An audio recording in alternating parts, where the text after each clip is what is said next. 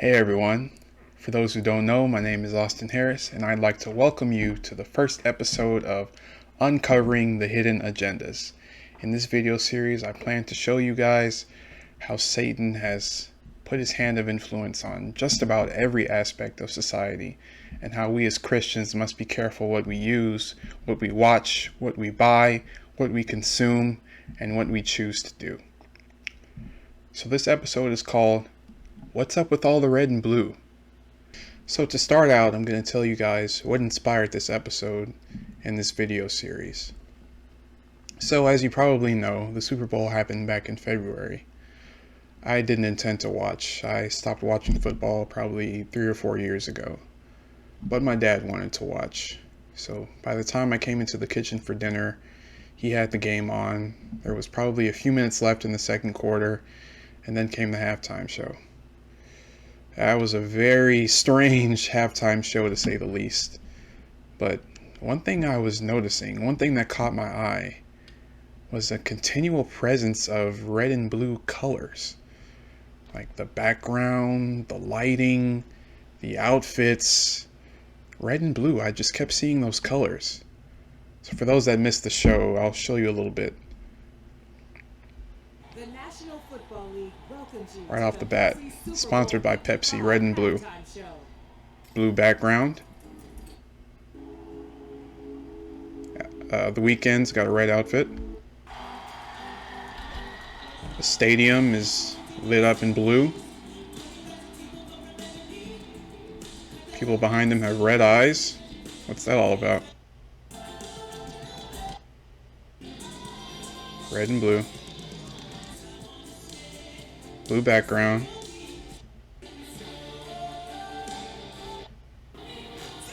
Now everyone's in red, and the lighting's red as well. So out of curiosity, I went back and looked at halftime shows from previous years. And for the most part, I saw the same theme. Here's 2020. The National Football League welcomes you to the Pepsi Super Bowl 50. Red outfits. Red lighting. Red lighting. Still red lighting. Okay, now we got some blue lighting. And a not so PG performance. Alright, let's go back to 2019. Alright, red lighting. Some red in their outfits. There's blue and purple-ish.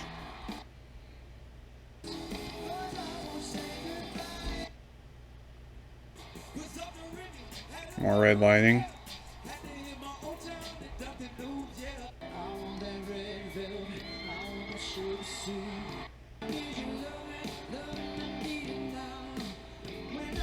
Purple. Where'd that come from? Let's go back to elementary school, guys. Red mixed with blue makes purple. Red and blue after a while would get boring. They gotta mix it up a little bit. Put some purple in there. Occasionally you'll see pink too.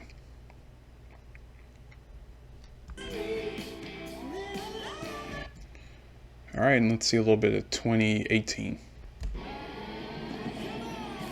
Blue right off the bat. Blue. Red bandana. Red outfits. Red accessories.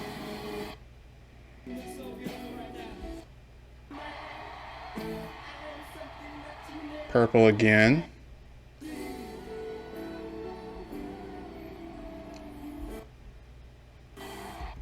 Alright, you get the point.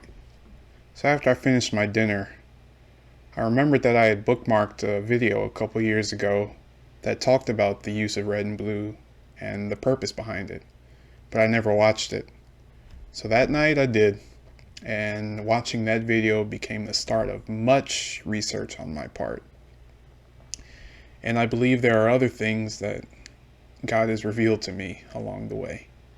We'll get to those things in future episodes, but for now, Let's watch that video. The red versus blue trope originated within the Egyptian religion and is used today for esoteric or occult purposes. In the Egyptian Hall of Judgment, a departed soul met with the gods to plead his case of 42 negative confessions. During this confession, the deceased would have his red heart weighed against the blue ostrich feather of the goddess Maat on a scale of justice. If his heart were too heavy, filled with iniquity and sin, then his soul would be fed to a demon and his spirit would cease to exist. If his red heart equaled exactly the weight of the blue feather, the gods would allow him safe passage into the afterlife. Thus, the red versus blue occult trope was conceived. All right, did everyone understand that?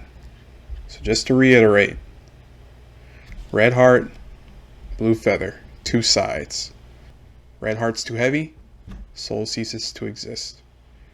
Red heart's equal, safe passage into the afterlife. So we're seeing some themes here. Two sides, competition, rivalry, opposing forces, praying to gods. Keep those things in mind. Let's keep going.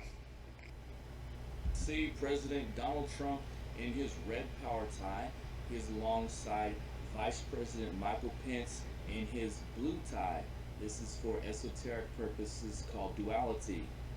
In the realm of the Star Wars saga, the villainous Sith wield a red colored lightsaber, while the Jedi wield a blue or green colored lightsaber, with some modern exceptions to this rule. In this manner, the color trope are thus applied toward the personality of the user and given a color of choice that suits their disposition. Today, the mythos has come to involve the use of crystals to meet these ends in the film. Now here I've placed a couple posters in order to illustrate the red versus blue trope. Here we have Stranger Things, red versus blue in both season 1 and season 2. And if you remember during season 1, Sheriff Jim Hopper in his blue tie around his wrist that came from his daughter. His daughter had died from chemotherapy. In the first season we see the flashback. He represents justice and peace and balance. Here you have red versus blue. In that series from Halo, you had a character that was named Church, that was of course blue. Red versus blue again in Star Wars Last Jedi, Rey in blue, the Sith wielding their red to show that they are the villains. And in the Matrix series, you have pill that you have to choose, the red or the blue pill that you must choose. In the series of Captain America versus Iron Man, you have red versus blue. Iron Man was representative of a secular world, non-believer, and you had Captain America, who was of course a Christian. In red versus blue again, HD DVD versus Blu-ray. Red versus blue for Zootopia. The person that was on the side of justice was the bunny, blue bunny versus red fox, and even in boxing you have the blue corner versus the red corner. So it's used in movies, blue representing justice, red representing villains, and it's also used in politics. Let's see a picture of the Obamas and the Trumps at the 2017 inauguration. So you see Donald Trump, red tie, Barack Obama, blue tie. And what are their wives wearing? The opposites. Michelle Obama, red dress, Melania Trump, blue powder dress. How about this past inauguration, 2021? What were some people wearing? Obama wearing blue, Michelle Obama purplish. So again, that red-blue combination. Kamala, blue, purple, whatever that is.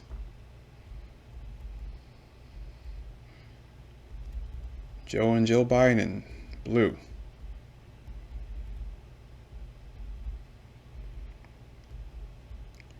Lady Gaga, blue top, red bottom. So kind of like a duality there.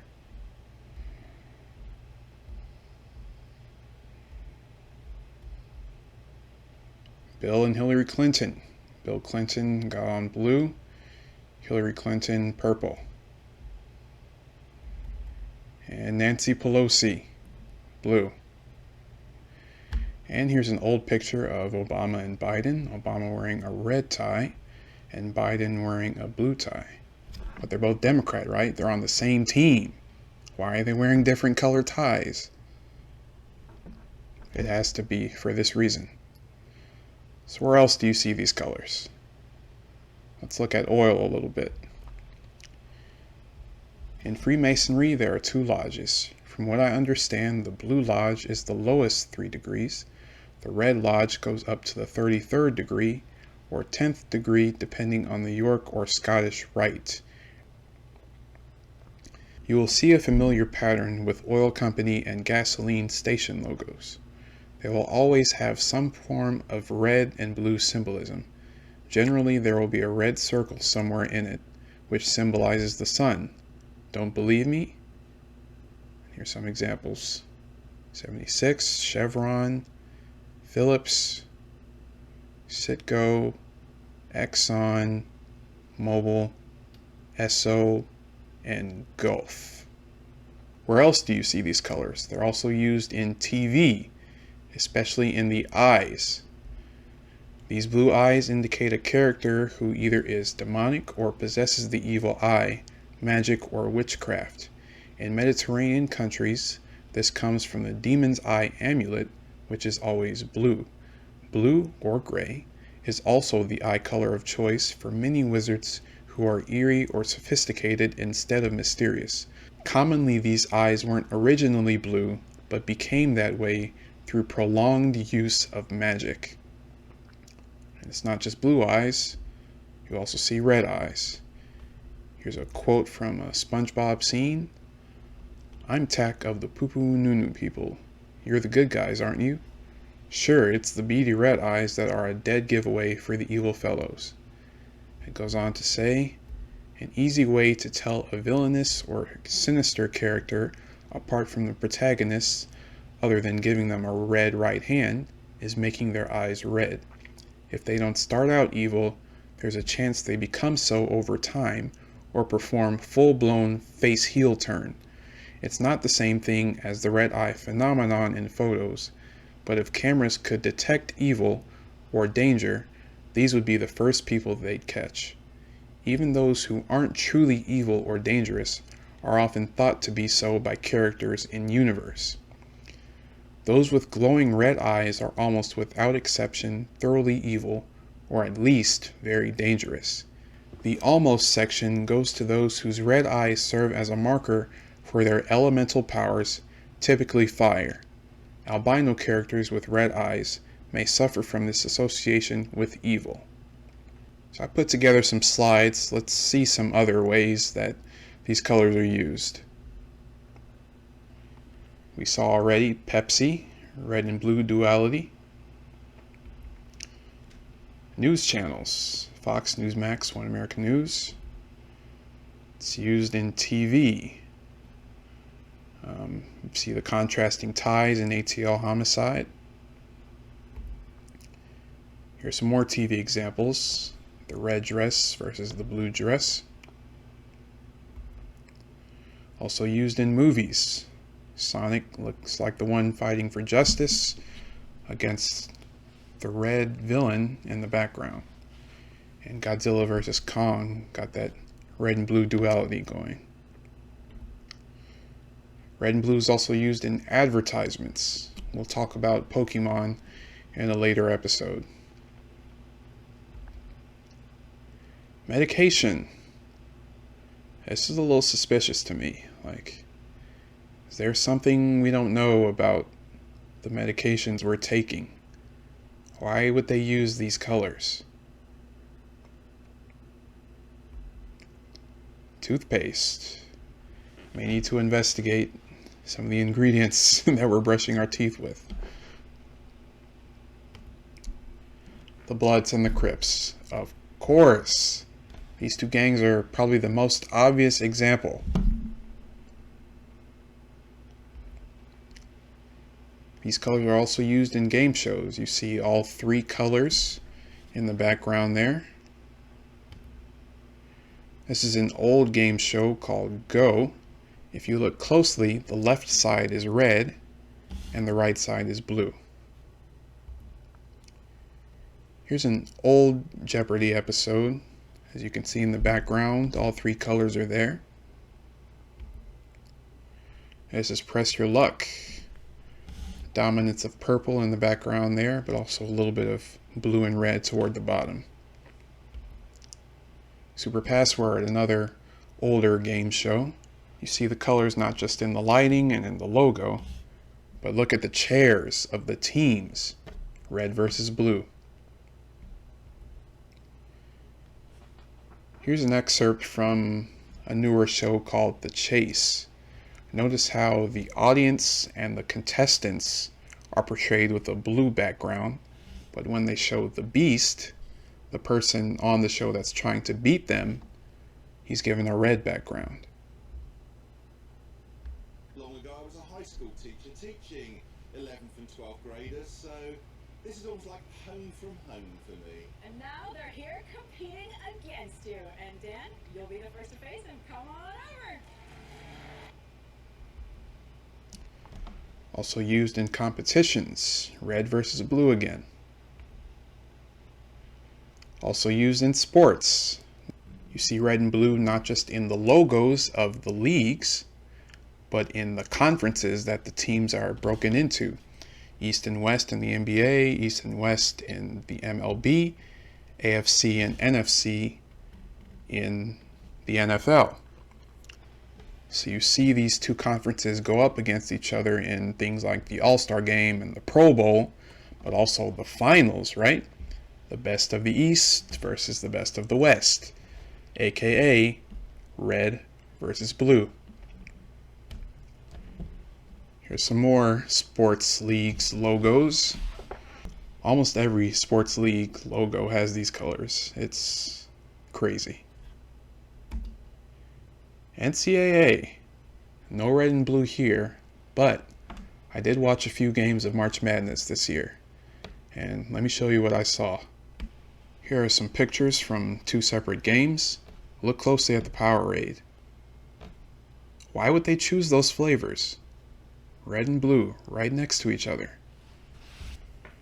It's a little suspicious. Let's go on.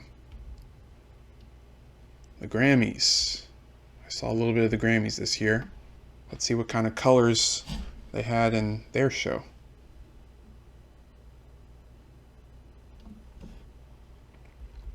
Purple, right off the bat.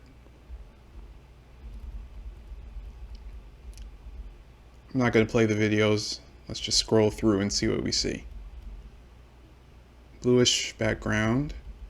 Red. Red. Blue background and lighting. Purple. Red outfit. Red lighting. Blue background. Blue lighting.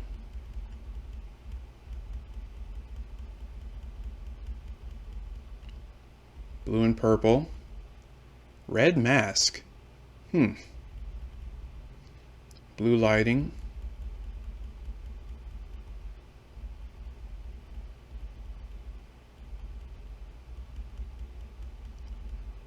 Some more blue there. Blue outfit, question mark. So yeah, those colors were not an exception in the Grammys either. So I'm sure if I went back to previous shows that I'd see the same thing. Let's keep going. Social networking. Flickr's changed their logo throughout the years, but you see here in this logo they have all three colors. Messenger has also changed their logo. Used to be blue, now you see red, blue, and purple, all in one logo. Here's another ad for icebreakers. Red versus blue, duo, aka duality. Video games, that's another big one. It seems like a lot of games promote red team versus blue team, or red player versus blue player. Food industries, interesting. Home services, what's that about? healthcare. Again, that's a little suspicious. You can even make the case for a couple of rivalries, such as blue Walmart versus red Target, red YouTube versus blue Dailymotion, blue DirecTV versus red Dish, and other companies that might be competing to get everyone to be their customers. But wait a minute. Where else do you see red and blue? The United States. Red and blue and white. But is there a chance that our great country is connected to this occult stuff? Let's check out a few articles. Hope you can see this. America's capital is full of symbols, but not all of those images are purely patriotic. For every starred and striped flag and bald eagle, hidden symbols lurk in every corner of Washington, D.C. Once you know what you're looking for, you'll start seeing these secret symbols everywhere. Masonic symbols in D.C. appear at the Capitol Building, the Washington Monument, or the Pentagon, likely paying homage to the Founding Fathers who were Masons. But other D.C. symbols might represent less mainstream groups. Some people believe that symbols of the occult, the Illuminati, and satanic societies are dotted throughout the city. For example, the Washington Monument. Obelisks have been built since ancient times, but why did Robert Mills and the Washington National Monument Society choose this shape to memorialize America's first president?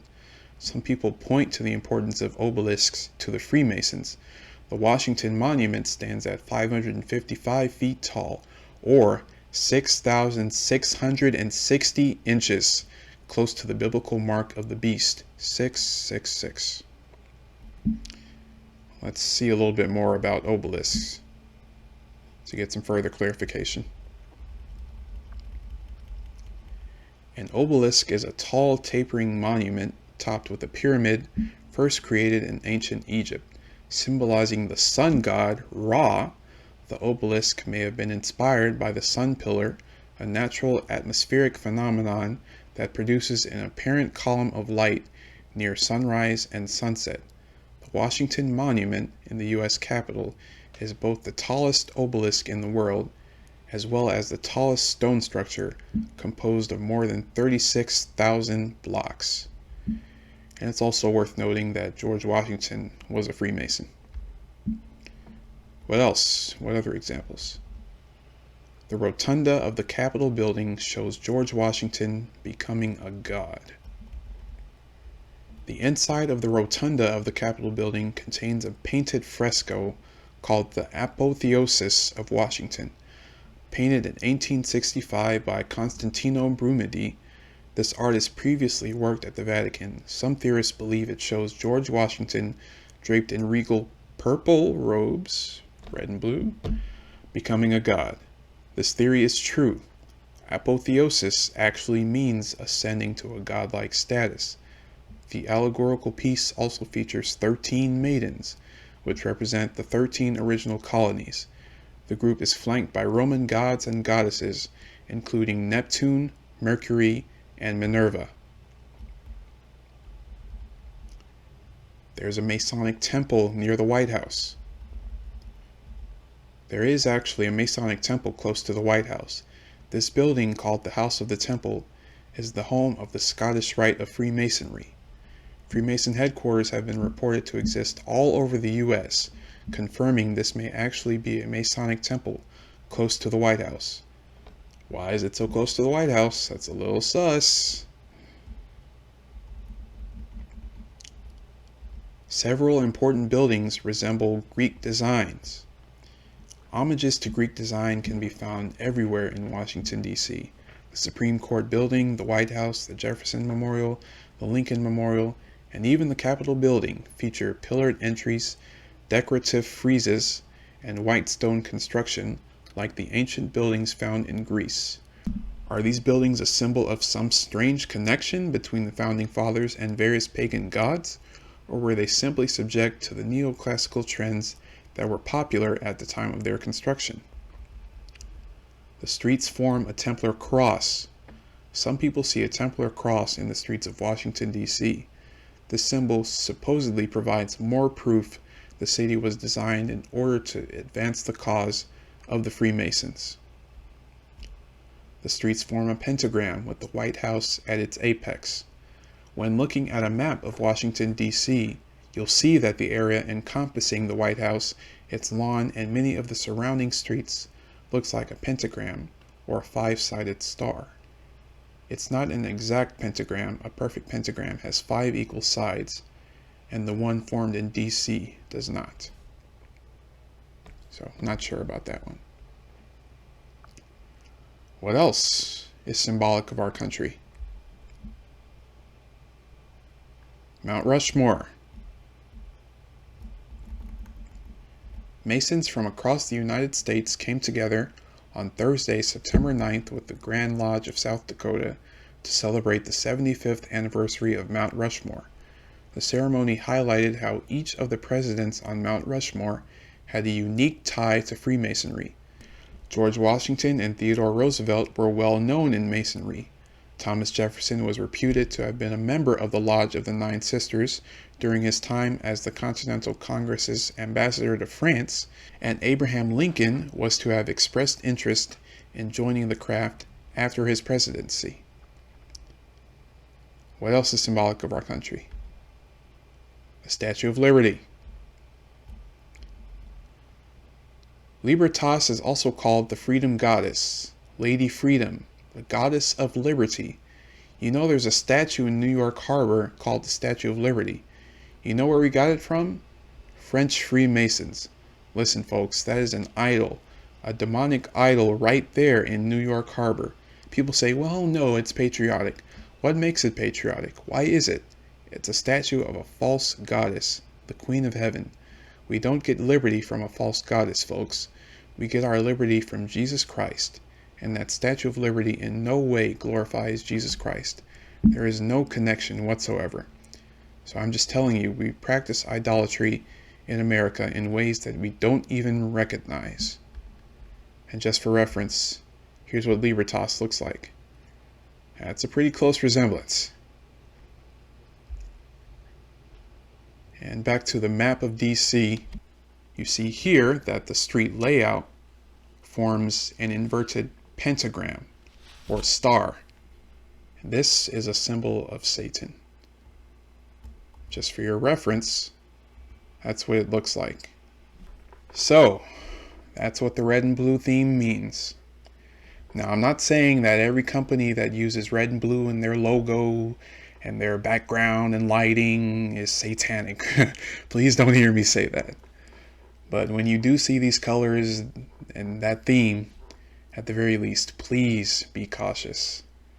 Because most of the examples I presented today have an undeniable connection and link to the occult and esoteric purposes. Some of what I presented today gives a preview of what we'll talk about in the next video, symbols and logos. You won't want to miss that one. So until then, be vigilant, my friends.